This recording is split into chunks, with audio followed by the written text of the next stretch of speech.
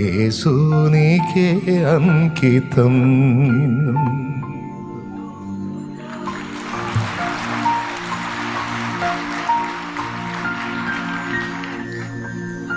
నా వల్ల నీ నామానికి దోషం వచ్చి అవమానం వచ్చి నేను నీకు చెడ్డ సాక్ష్యం తెచ్చే పరిస్థితి ఉంటే దానికంటే ముందు నా ఊపిరే పోవాలి.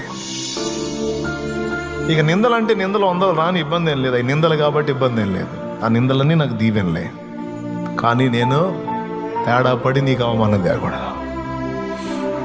నా ఆశ అదే, నీ దయ అంతే. ఆ పట్టులోనే ఉండు, నా చేయబట్టుకో, నేను నడిపిస్తా.